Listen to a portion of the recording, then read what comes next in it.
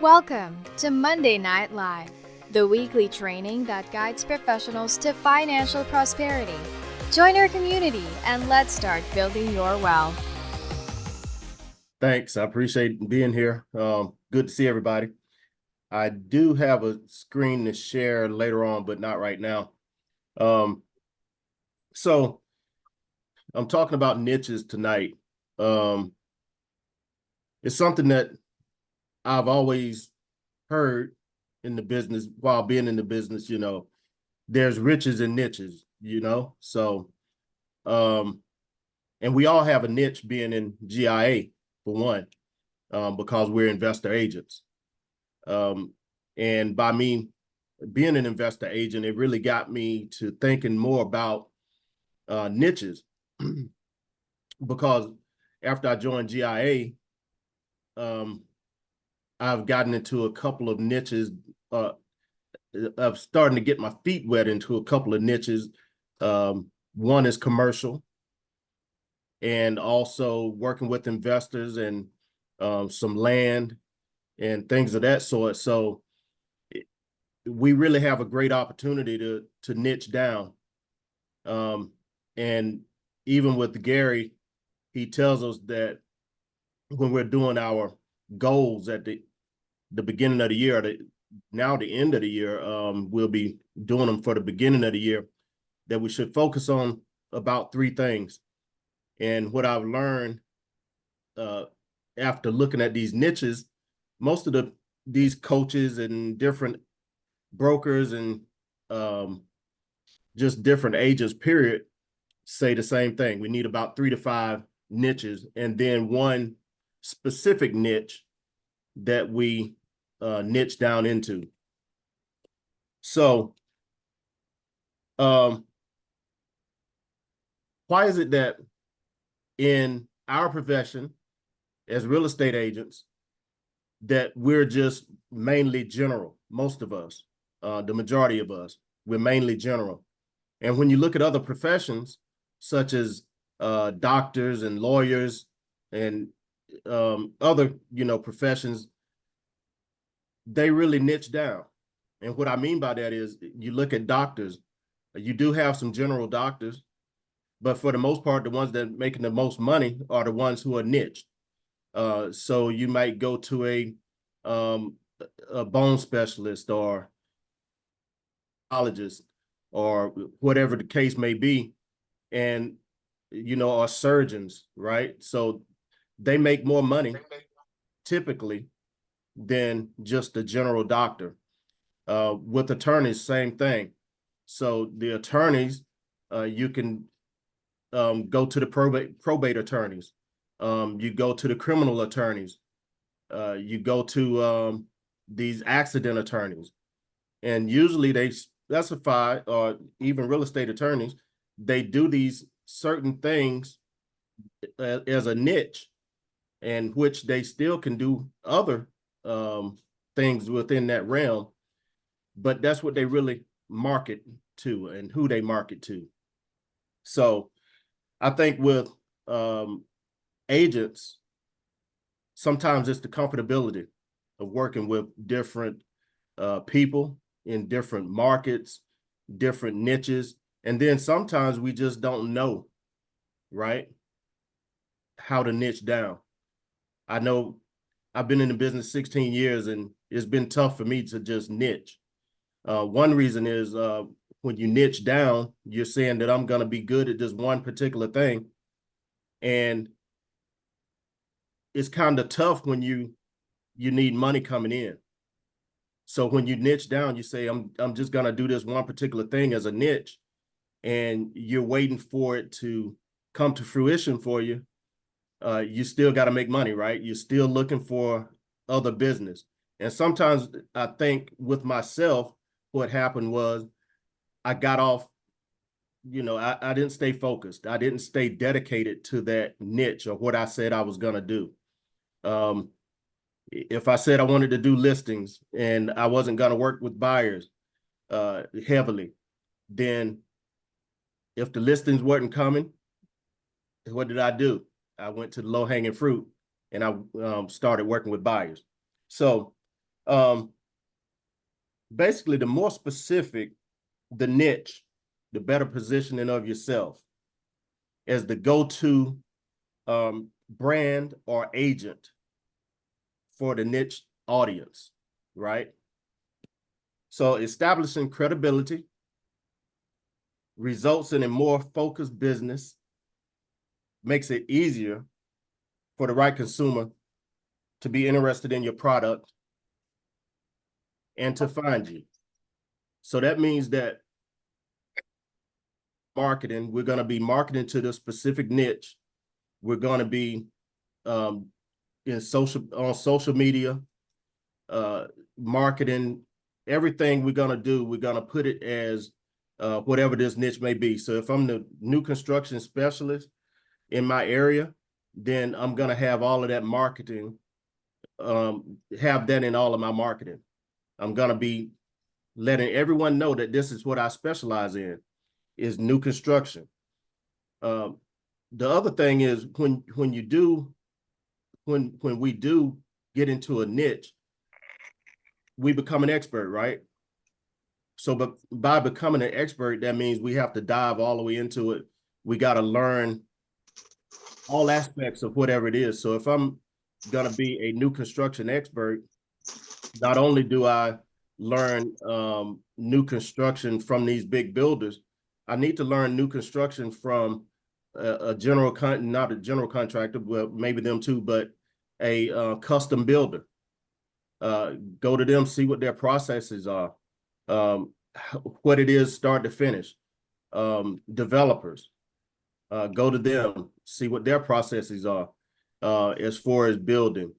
And with that, the more we learn and the more experience we get, the more credible we become in whatever this niche that we're going after.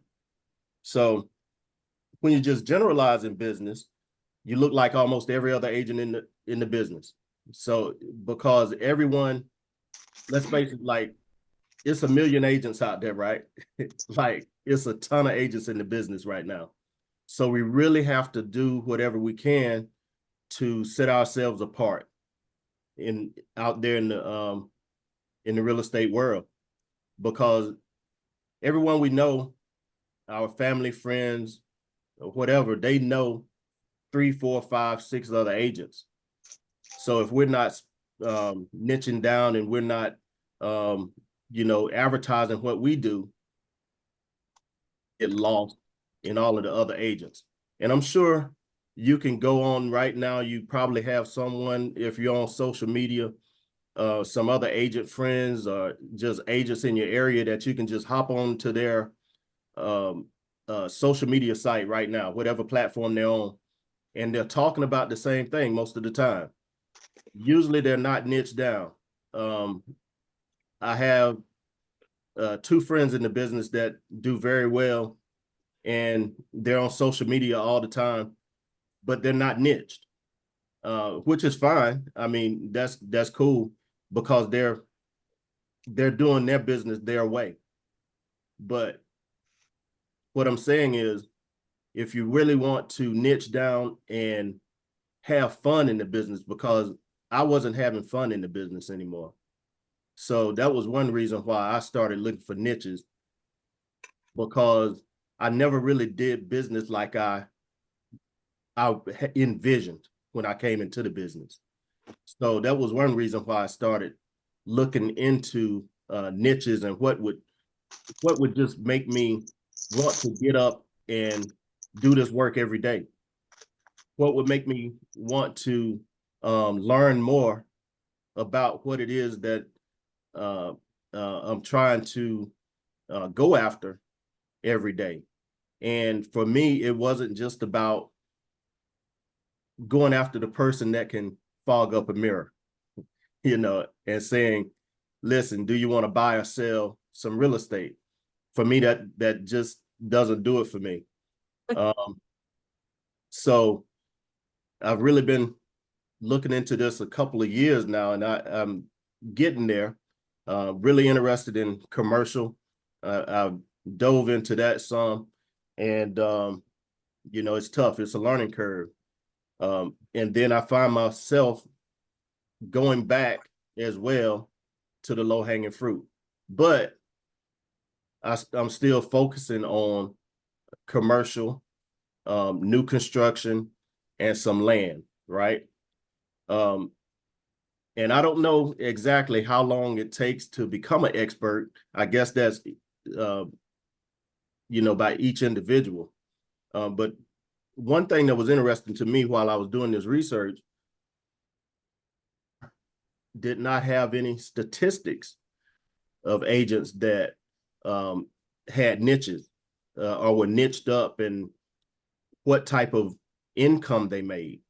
I really had to do some digging, and it was certain agents that just had, written some articles and did some podcasts or whatever, and talked about when they niched, how they saw their income increase, and it really increased their business. So it was just really surprising that NAR didn't have any of those statistics itself. So when you have a specific niche, you're looked at as the go-to authority in your market.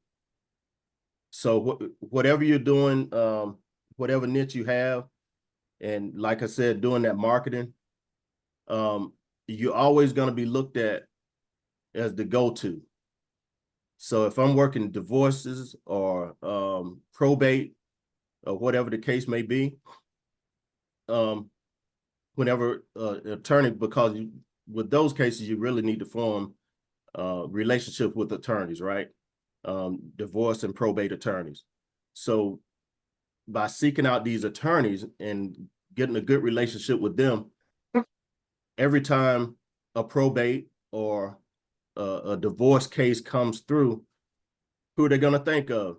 They're going to think of you, because you're in the front, you're in the forefront, you're always marketing that you're the best at doing this. This is what you do. You're going to the attorney and you're keeping building those relationships with them and keeping in touch with them, so you stay on top of mind. And instead of staying top of mind with just your sphere of influence, now you're staying in top of mind with the attorneys and other professionals as well. So you may even get business from other realtors in your area, or on the team, or just other realtors that know of people going through a divorce and they don't want to do it, because these divorce cases can be strenuous. I just did one a couple of months ago, and man, it was one of the toughest deals that I've been through. And it wasn't because of the deal itself. It was just because of, the husband. He was just very difficult. So, it's all type of emotions that's going on in probate and divorce procedures, right? So, it taught me a lot, though, because I had done a couple of more in my career, early in my career, and they were easy. I mean, they were just simple because everybody knew what they wanted to do, and they just wanted to sell the house and get it over with. This time it was very challenging. So I wanted to pull out a few times, and I really stuck in there, mainly because of the wife. She really needed help getting out of this situation, the marriage and all of that stuff. So my heart went out to her, and I really don't think I could have done it without the agent on the other side as well, because the agent on the other side she was great. So we worked good to get this deal closed. So a lot of us are really missing the boat when it comes to niches, because we're just spreading ourselves out as a wide cast net, as wide as we can. And I'm guilty of it.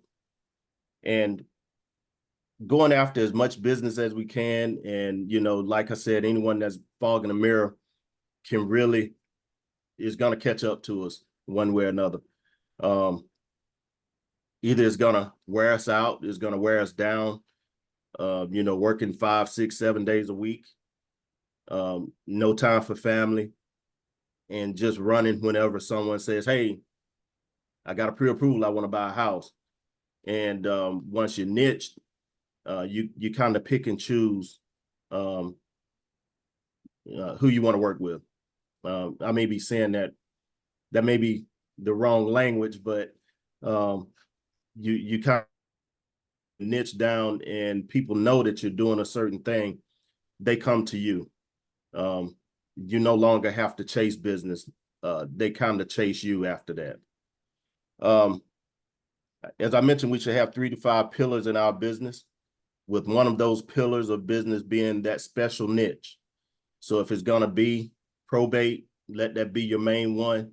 And then you have those other 2 to 4 in your bag as well, that you can always, dig into your bag and get.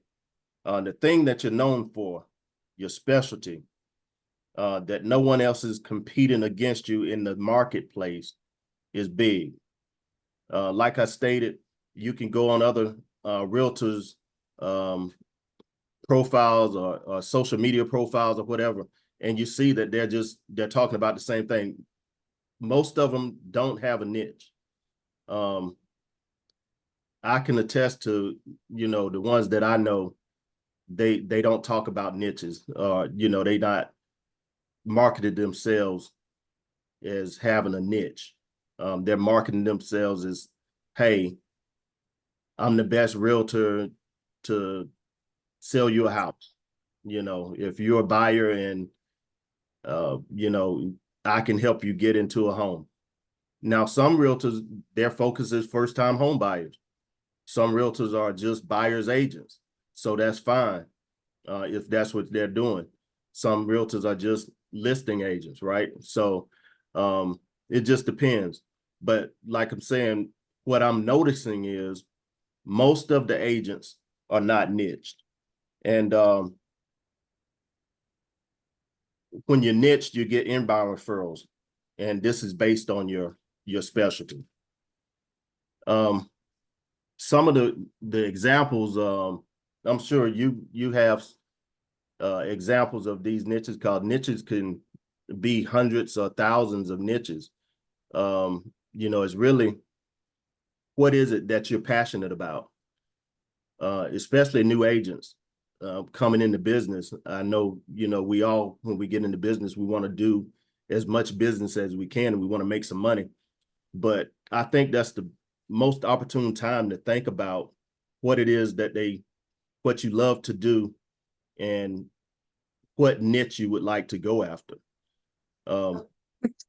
Because when you do that, you're not only learning the business, but you're also learning what you would like to do. And going on forward, year or 2 or whatever it may be, now you've gained some clientele where you've closed some deals. So you got some past clients, and you're now also feeding into your niche. So you can market back to your past clients and tell them, hey, now I'm a new construction specialist. If you need, you want to move up and purchase a new home, build a new home, I can help you with that. So it's just a lot of avenues we can go. So commercial investors, new construction, probate, whatever the case may be. So is it anyone that's on the team that has a specific niche that they work in?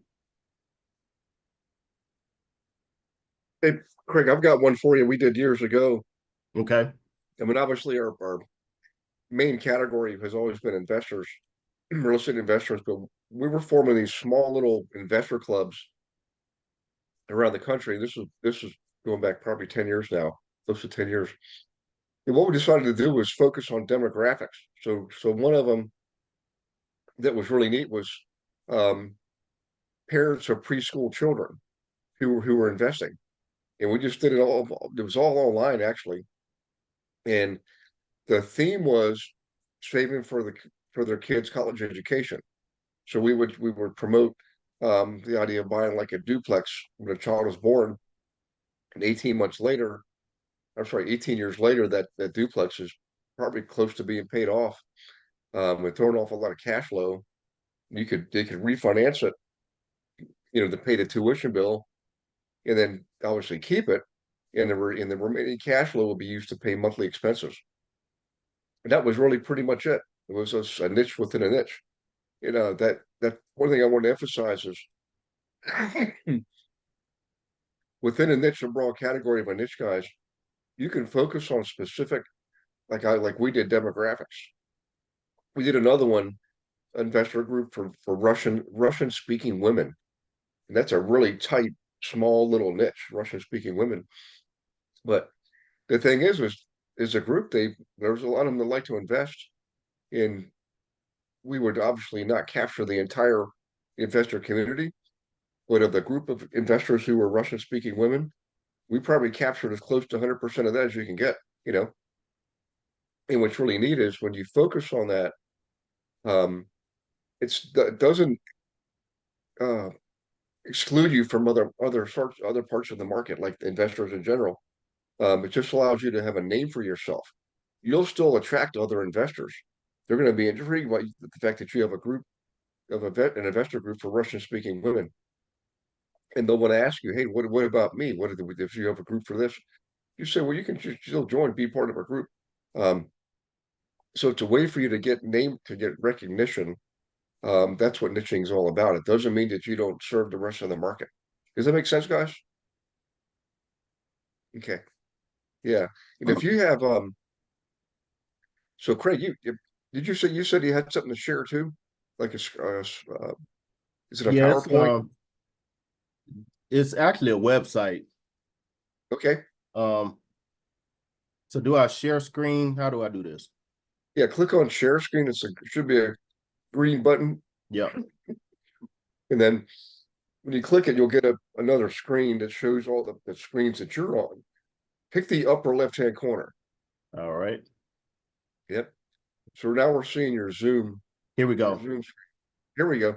So can you see it? Show me.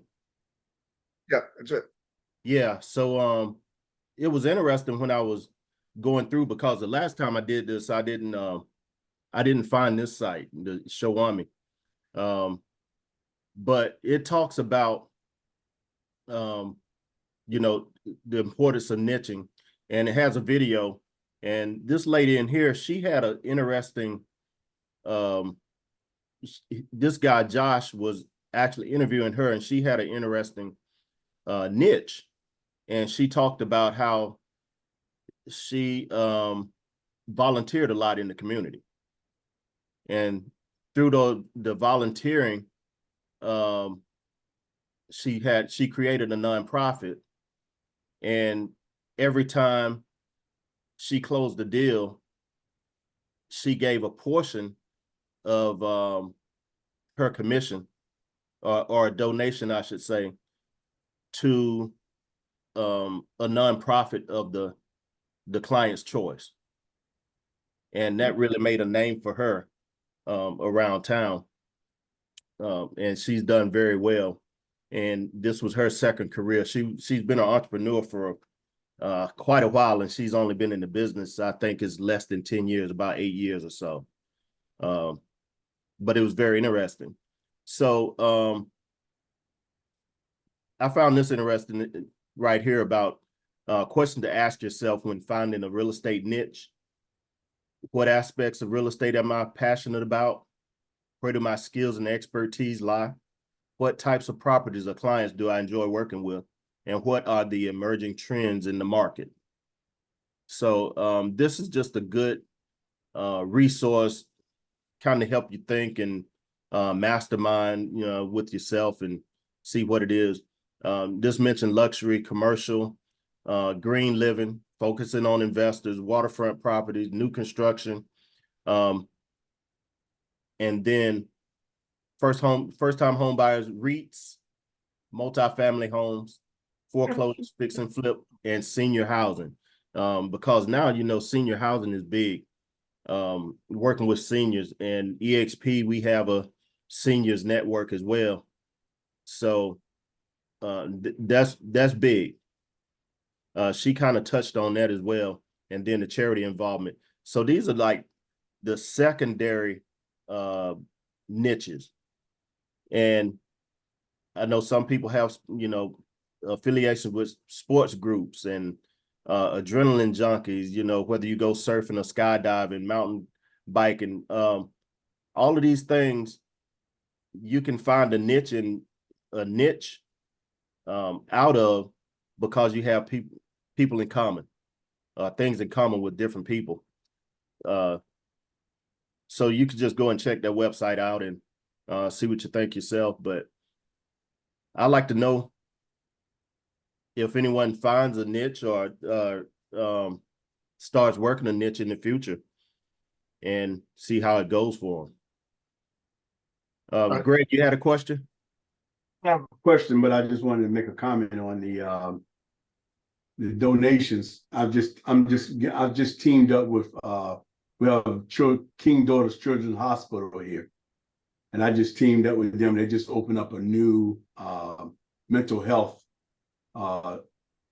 building facility, and so I'm teaming up with them, and I'm making donations to them on every listing. So I'm ready to start marketing that.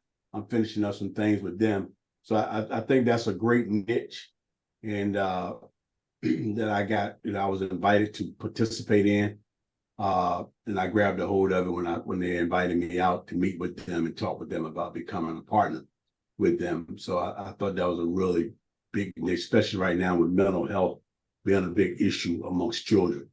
So, and they've just built this beautiful new building for that purpose on their campus. So, and also first-time home buyers. I don't know how many of you guys do this, but I actually teach the first-time home buyers course, which is a niche for me also. So I'm looked upon as the first-time home buyer expert here in this area, in my Hampton Roads area. So those are two niches that I do ponder on. So 2 times a month I teach that class for different nonprofit organizations. So that's awesome. Yeah. Yeah. I had never thought of it that way until, this lady mentioned it. Yeah. I used to go out in the community some years ago, and I would do videos, like live interviews through Facebook with people that were doing stuff in the community, different people. I would sit down with them and just, do like an interview style, little interview with them on Facebook or whatever. And I got a lot of traction doing it. And then COVID came in, right? So it kind of cut out everything. And I haven't really gotten back to, the social media thing, period, since. And I know I need to get back to it in some way, some shape or form. That's where everyone is. Let's see. Mike, you had a question, Michael McGran? Let's see. Hello, Craig. Good evening. I posted to the chat my 2 questions. You just mentioned that there's EXP resources with working with seniors. I was hoping you could elaborate a little bit more on that, like specifically where within what site. I'm just not familiar with working with the EXP resources yet that are available to us. And then second, I know you and I had talked, and I had heard in meetings that you were working with a group within our team that was studying the niche of affordable housing development. And so I just added on there that that's a niche in itself, working with developers and builders, be it affordable housing or any other kind of construction or new construction. So those are my questions. Yeah, so the seniors, I believe it's the seniors network. I'm looking for it now in Workplace. I'm not seeing it. I usually see it every day. EXP Seniors Network. So you can find that inside of Workplace. And usually they have different resources in there talking about how to work with seniors. They have some Zooms from time to time. It's really informative from what I've seen. And also with that, the seniors, you know, now they're looking to downsize or, you know, they're going to other facilities, looking to go to assisted living maybe, and they have property at home to sell. So, and we have a very large senior community in the U.S. As far as the affordable housing, I haven't made a lot of traction with it. You know, Eric Reesner and myself, we were heading it up, and you know, we still do you know, go out and talk to folks about the affordable housing.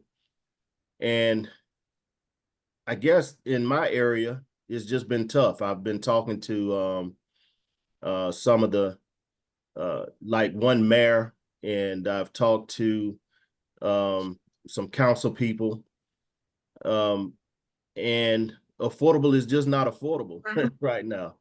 You're right. Yeah, it's tough.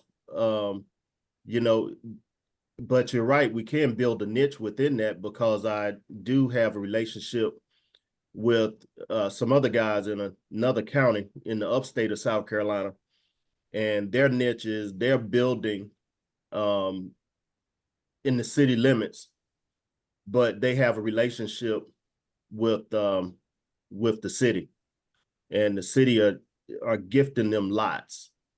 So these lots that the city has, they are gifting them to in order for them to build affordable housing, and they're doing it, you know, pretty well, and they're building very nice homes as well. And these homes are between, you know, like 180 and 220. So it's kind of unheard of. They're getting paid through a grant that particular city has. So even if they don't make any money off of the bill, they still getting paid from this grant. Is that grant, just out of curiosity, is that grant something that builders are competing for all over the US, or is that more local to that specific city, funding from the state or area? Yeah, as far as I know, it was specific to that city. From my understanding, though, the state does set aside money for different projects, but if the specific counties in South Carolina, if they haven't, if they don't allot for it, then they don't get it for that specific reason. Like the county that I'm from, they didn't get the money for housing. They got it for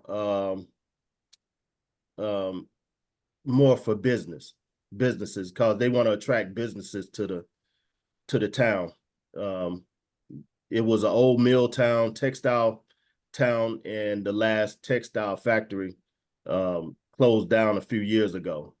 And then it had a wood yard as well. So it was just a lot of little industry that was going on right there that just kind of disappeared. So they're looking more for economic monies and grants than they are for affordable housing. Did you know that you can participate in class every Monday? We call it Monday Night Live, 7 p.m. Eastern, with me and dozens of other investor agents from around the country, in fact, the world. Every Monday, totally free. No selling, no recruiting, just straight up education on anything and everything in real estate. And we have a lot of good guests coming on once or twice a month, bringing in expertise on subjects like how to buy a house with crypto. Okay. How about them apples? What about AI? How's AI affecting our business? How about the metaverse, blockchain processing? We're already using it in title work. So come on to Monday Night Live, be ready to take notes and ask questions, because it's live and engaging, and you get to participate by asking questions and meeting others. So we'll see you there. Go to GaryRealEstateWithGaryWilson.com, click on the resource tab, drop down, and you'll see Monday Night Live. And in there, you can see one of the most recent classes, but more importantly, you can register for class as many as you want going up to like the end of the year, I believe. So in any case, do that. We'll see you on Monday Night Live. Look forward to meeting you in person. Take care. Yeah, one of my uncles used to work for Hollingsworth Textiles right near where you live, you know? Yep. Okay. We had Milliken Mills here. So, you know, Milliken was a big textile factory. He had plants all up and down the East Coast. And, you know, once the textiles started going overseas, you know, they had to find other ways to keep the plants and to keep them going. And this particular plant that was in this town, they stopped making textiles and went to making airbags for a car manufacturer. And that didn't last too long. It lasted for, you know, a few years, I guess 8 to 10 years, and then it was done. They, you know, they had to close. Right now, the big thing is land. So what I'm trying to do is find the land and match up buyers and developers for the land, these tracts of land, and you know, whether they build homes, apartment buildings, just some type of housing. Yeah. So Craig, that was a good segue actually for the question that I've been pausing for. How do niches help you build resiliency in your business? Because the market is always shifting. There's always a different kind of need. So how do niches help you stay in business in the long run? Yeah, so I think with niches, you know, you're gonna have like I said, between 3 and 5 niches, right? And you're gonna have one main niche. But the way it's gonna help you stay in the business, right, is because that's what you're passionate about. And just like each time if you've been through these cycles in real estate, when the markets are up and down, it's always some agents that no matter how bad the market gets, their business stays here. It never really drops off.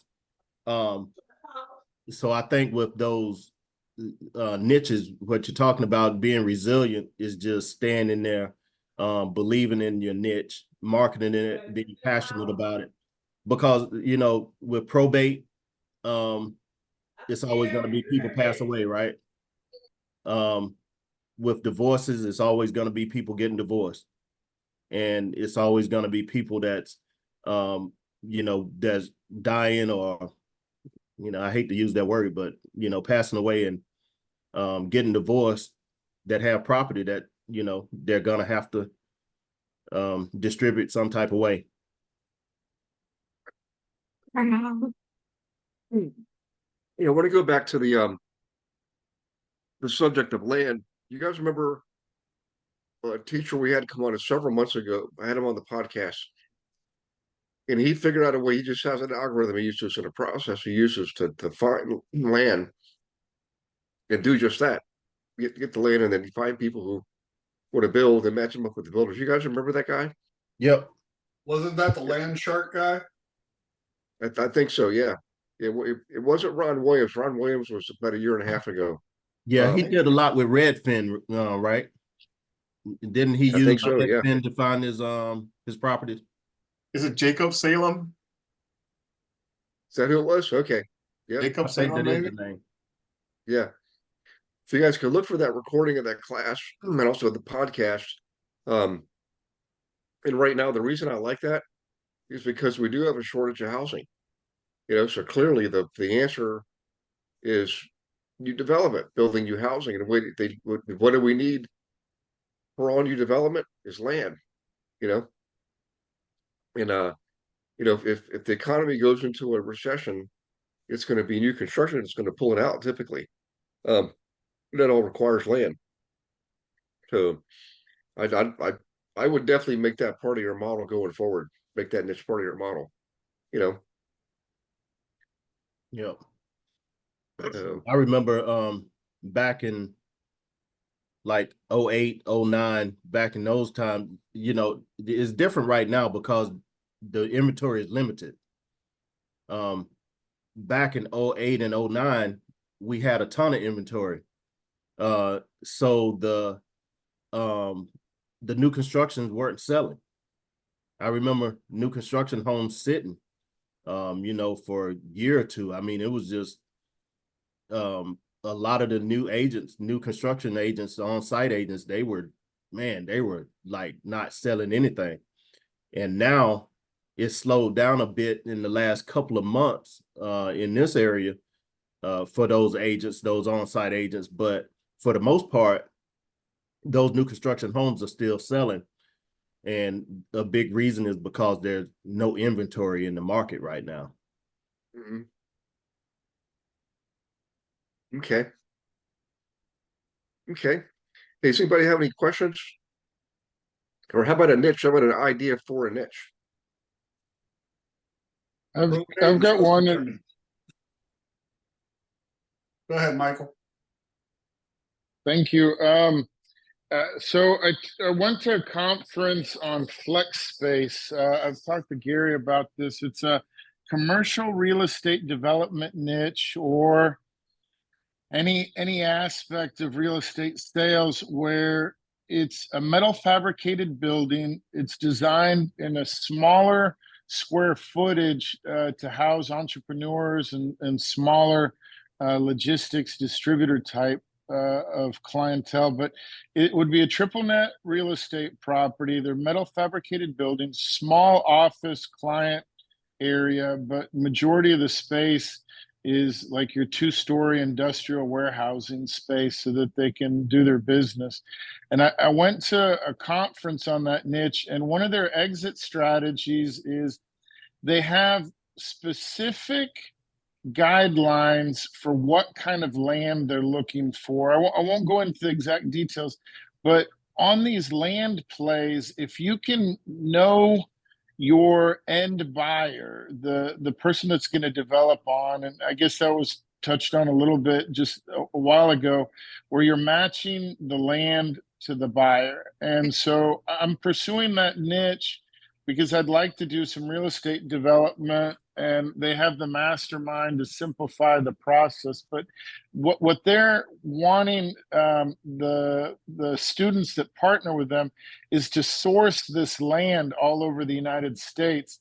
And they're trying to buy undervalued commercial real estate land that fits their niche for that commercial real estate development. And then in turn, a student like myself would immediately put that land back for sale. So it's a hybrid where you're flipping land, or as a realtor, you're sourcing the land and trying to sell it for a commission to these end buyers. Or if you pursue the development model, you found the ideal piece of land for your real estate project, and they teach you how to walk it through.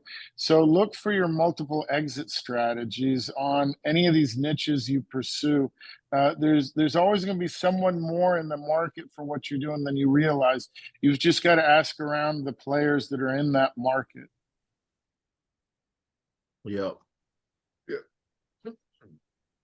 Let's see. Craig Covington's asking if you could get the information, send it to me, or give them my contact information. Let's see. He's okay. He was trying to do this too in Newport News. Hey, Gary, I'm back. I lost my sound. That's why I sent that to you. Yeah. And hey, Craig. Hey, Craig. I'm actually building. We have a community here, city, Newport News, which there's a section in Newport News that's been dilapidated for a long time, and now they're in the process of well, there that went. What happened there? Can you hear me? Yep. Yep. For some reason, my computer doing crazy things here.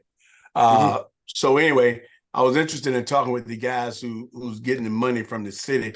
The city of Newport News right now is auctioning off a lot of properties. In fact, I'm doing a new construction project down there now where we purchased a lot, me and my team, and we can put together something to do affordable, because that's another area we was trying to figure out how to get into that. Like you say, there's no such thing as affordable housing right now, but if we can team up with the city of Newport News, I know they're ready to do something. I think if I can get them an idea, teaming up and providing grant money or whatever that process is, I would love to talk to you guys about it.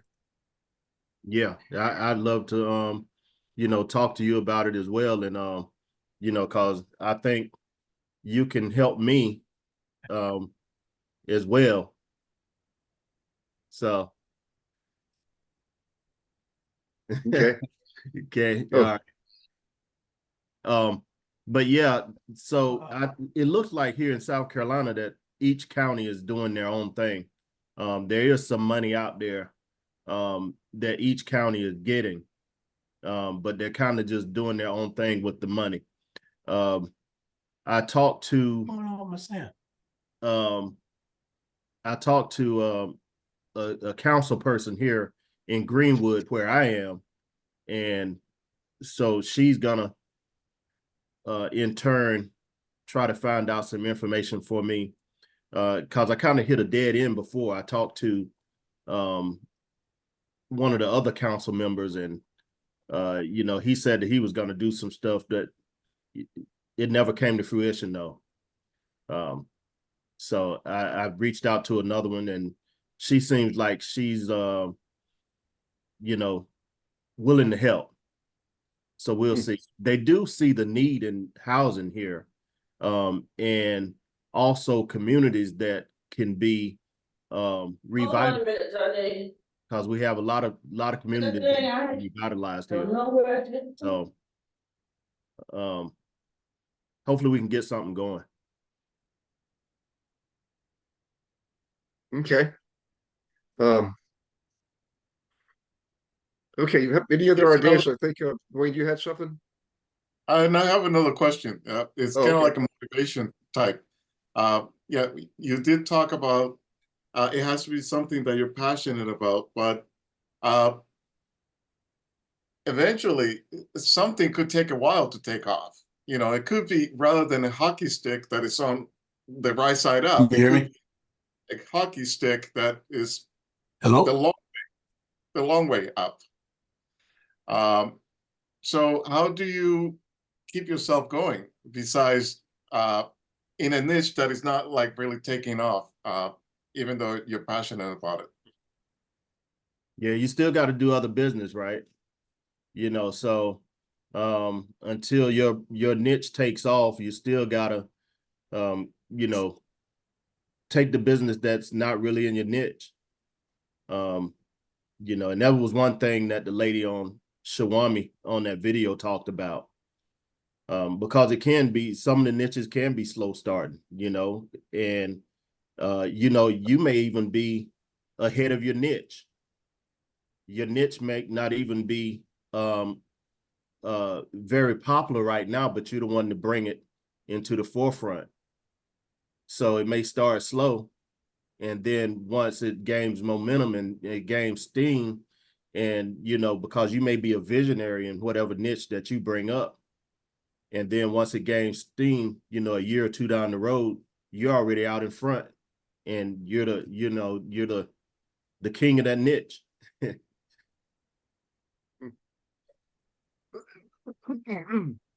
Yep.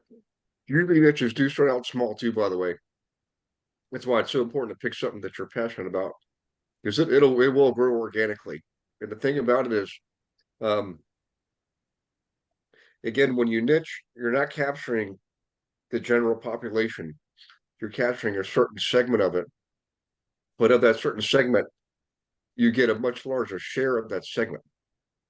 And because it's alignment with the people in that segment, what you're looking to do, what you're looking to accomplish, the connectivity, the alignment is there, and it's so much easier to have repeat business, and referral business as a result of that. That's why those are other reasons why you want to do this. It makes those things a lot easier to do. And so that's pretty critical in our business, is getting repeat business from people and referral business. Well, with a niche, it's a lot easier to do that, because they can tell other people that are in that demographic, hey, you should work with PF, you should work with Craig. because he specializes in this, Yep. Hey, Dwayne, did you have something earlier also?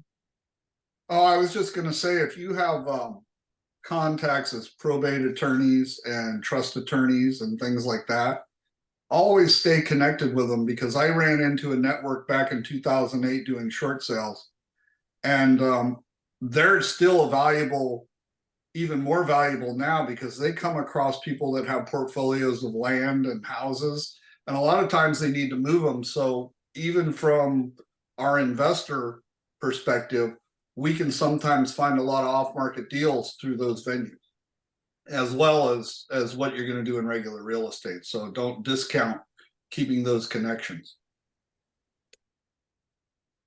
Yeah. Okay. Yeah, that's a good idea. Okay. All right, tell you what, anybody, how about any other ideas for niches? Anybody, or it might not be something you've worked on, but something you want to develop, because we can sort of hash it out here, make it a working session if you like. And actually, Craig, bring up that website again, because she provided a lot of ideas for niches in real estate. Again, these are niche categories. Within each category, you can have sub niches, Yeah. And that's what interested me as well. And even here it says, question to ask yourself when finding your non-real estate niche. What am I interested in? What am I naturally good at?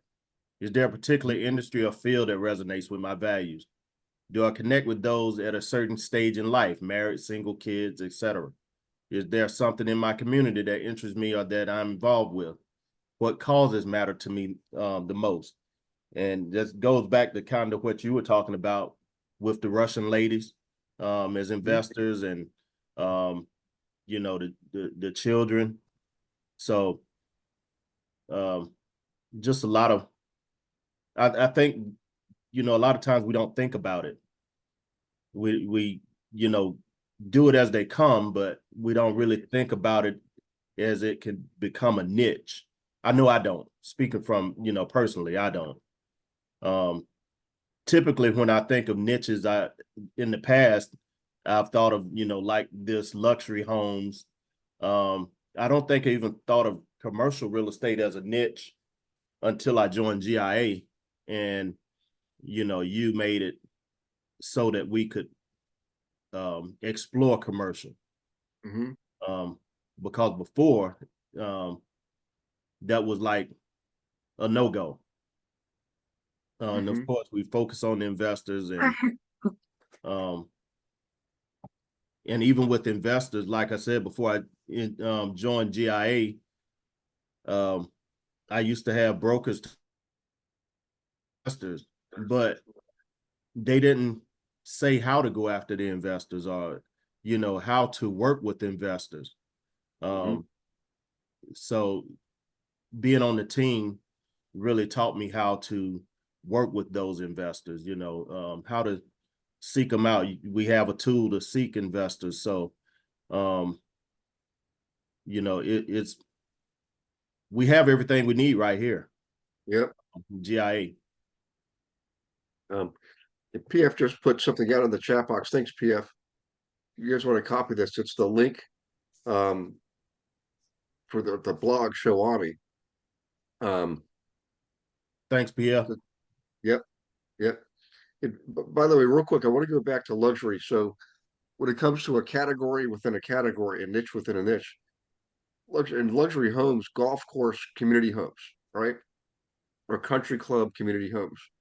That's a niche within a niche, or typically luxury homes, but they're specific to people who want to be like on a golf course, Of course, waterfront homes is always a popular one. That generally falls within the category of luxury homes. So that's what I mean by a category within a category, or a niche within a niche. When you can do that, and it sounds counterintuitive because our minds are telling us get as many people as we can, and yet we have methodology that is geared towards niche marketing. But again, the mathematically speaking, when you niche it down, when you focus on a particular niche, it sets you apart from the crowd. It's like a calling card, something you're known for that gets everybody's attention, right? That's one of the reasons. It doesn't mean you don't serve regular, you know, people in other categories like first-time home buyers. You certainly can, but because you have a niche that helps you stand out from the crowd, it's a lot easier for them to find you and pick you because you do stand out, you know. So, Gary, Gary. yep. Hey, Rob. Yeah, I had to log off, log back on. I couldn't get my microphone to work for some reason. But back when I had met you over at Keller in Seminole, right? That was when I first moved out to this beach area out here and living for the people that don't know really who I am on the group. Living here beachside at Gulf Coast, I felt like everybody in my training class wanted their niche to kind of be, and not even if they were referring to it as a niche or not, but just because geographically where we lived, everybody was an expert at beachside property. Everybody was a luxury property. The reality is that everybody was freshly licensed. Nobody was an expert at anything except just being a few weeks old, right? So maybe it's just a sexy idea for people to say, "Oh, waterfront, beachside, luxury." Maybe it's the price point's higher, or they just want to be, beachside, aggressive. So, but what would you guys say? How would you really set yourself apart? Because that would include me. I live a block and a half from beach sand. If that's where I want to work and that's the area that I want to farm, how would I really? Kind of an observational problem, but the question would be, how do I really set myself apart or find a niche within a niche that isn't just geographical? Because I could say beachside, Gulf Coast, or beachside, something like that, but that's where I live. That's where the property I would think would come up, more readily and mostly, even though it's not all beachside. You go a mile inland, you're not beachside. I still want that business, but how am I going to set myself apart if I'm claiming that against other agents who are also claiming the same thing, whether it's true of all of us or any of us? I would do the niche within a niche. So, for example, you could do new construction beachfront homes or resale beachfront homes, or maybe focus just on condos, beachfront condos. Instead of just saying beachfront, go to a niche within the niche. You know what I mean? Does that make sense? Sure. Yeah. And Yep. somebody made the comment about like referral business about that, about the resiliency and how to kind of, maintain your business at a higher level. I think that that's going to come if you're doing your job and doing it well and servicing, you're servicing from a servant perspective to your buyers. Hopefully they'll have return business to you, and the referral business to you. You're going to capture that, their neighbors selling. So, my guy was a beachfront person as well, and you could use them because they have similar properties or whatever. It seems like every agent that I see in this area, this zip code, they all say, beachfront. They all say luxury. They all say or they say they're an expert in 10 things. And then I just kind of want to laugh and say, okay, you're jack of all trades, master of none. You aren't really an expert in anything. You're just trying to capture all the business. Yeah. That's how So it I've always, appears in the advertising. always got a kick out of the business card, especially new agents. They would say specializing in, and they would list 5 different things. Yeah, That's not. exactly. It's a complete. It's yeah. You're So specializing in starting out. That's what you're specializing in, earning business. That's about it, yeah. But yeah, I think the niche within a niche is a good angle. Other than, like you said, I thought about saying condo, or I thought about, waterfront or something, but it just still seems kind of blasé, kind of generic, and something that I thought it doesn't have anything to do with beach, but as another idea, one area that I thought really needed to be serviced was, growing up, I didn't go to college, didn't have a degree, single mom, that kind of a thing, single mom family raising me. I always worked in restaurants and hospitality and bartending and whatever, and commission sales jobs and stuff like that. And there's a whole qualification issue for buying property for either myself or people in that industry. Um, and then I even dated a girl who had, we'll call it, adult entertainment friends, like, gentlemen's clubs and things like that. And there's a lot of cash that these people could afford to buy a house, but on paper couldn't qualify to buy a house. So I thought, well, that's a hell of a niche there for commission or gratuity, employed people that could actually, you could be referred within a niche of that community. And I think there would be a great need for that, because if you're a bartender, you might be able to qualify for a home, but not on paper, really, do you really look like you can, you know? So there might even be some buyer training going along with that, for this is how much money you need to claim, and this is how you would really go about, let's get you qualified to buy a home. Yes, you can afford it, but you have to be able to afford it on paper. And I thought, for anybody listening, there's a huge market for that in any city that you live in, restaurant, hospitality, hotels, whatever they are, that type of commission tip positions, you know. So for Yep. me, I think that was a better thing to go towards. Plus, growing up and being that person, I kind of had a sensitive spot for it. I thought that would be better than just saying beachside and luxury, and doesn't sound as sexy as that, but Yep. Okay. Hey guys, just real quick, I apologize. We've hit the 8 o'clock mark. So I'll stay on a little bit longer if you guys want. And you can even bring up questions for other subjects. But I want to make sure we cover everything that has to do with niche marketing before we move into to open up the floor for Q&A. And Rob, thanks for sharing that. So any other questions or comments on niche marketing or ideas you have you want to develop in that particular niche, especially a niche within a niche, because that seems to be the recurring theme or the answer to a lot of questions. Okay. You guys are quiet tonight. Hey, one more thing I want to do is I want to also welcome all the guests that are on, like Craig Covington. I've known Craig was probably one of the very first students I ever had going back years ago in Tidewater, Virginia. We call it the 757. If you ever know anybody down there, they'll talk about being in the 757. That's the area code for the phone number. So phone numbers down there. So yeah.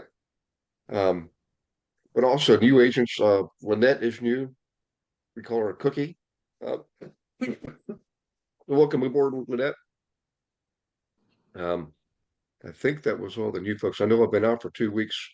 I don't think we brought too many other new folks in Gary? 2 weeks. Yes, sir. Yeah, Nicole is on, and Oh. I don't think she's Oh, promoted. Nicole Mayer, yeah. Nicole started Thursday, Wednesday or Okay. Thursday, and she put her first listing on Friday. Awesome. Welcome aboard, Nicole. And congratulations too. That's good news. Okay, guys. Well, if you're all wrapped up here, I'll go ahead and take advantage of it and take another dose of NyQuil, hit the hay here, try to catch up on sleep and get myself healthy again. But I want to say thanks for, I know we had Ryan all last Monday. Ryan's our technically web developer, but he's got some really good expertise in the area of social media marketing. Were you guys on that class? Yeah. Ryan taught, was that good? Okay, good. Yep. Yeah, he was really good. Okay, good. That was excellent.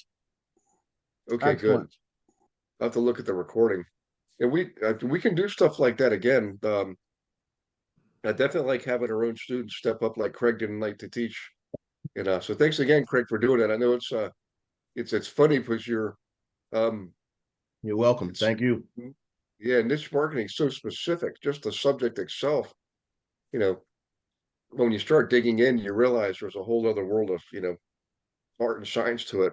You just have to try it. You just have to step up to the plate and swing the bat, pick a niche and go with it. So, okay. Well, listen, I'll see you all next Monday night, and then next Wednesday's our December team meeting. And we got a lot to cover then. We've got a big event coming up in January that we want everybody to be a part of as far as inviting people to the event. So we'll cover that next Wednesday. And for those of you who had one-on-ones with me, I'm going to do my best to keep up. I'm definitely under the weather today, and hopefully we'll be better tomorrow and Wednesday and Thursday and Friday. So if I owe you a text or a phone call or an email, just hang in there. Give me a couple days. I'll definitely catch up. I might need Saturday to do some more catching up also. And hopefully I'll get healthier and healthier. So, and I'll share some stories about German food and German beer and German history. So, yep. Okay. Thanks, All right. Craig. Welcome back, Gary. Thank you Thanks, very Craig. much. Thanks again, Feel Craig. better, Gary. Thanks, guys. I appreciate it. Yep. Have a Good good job. night. You have a good night. Yeah, and I'll see you on the one-on-ones and next Monday. Right. Take care, guys. God bless you. Merry Christmas too, by the way. Thank you for watching this episode of Monday Night Live. Be sure to subscribe to our channel and go to realestatewithgarywilson.com to join our community and start building wealth today.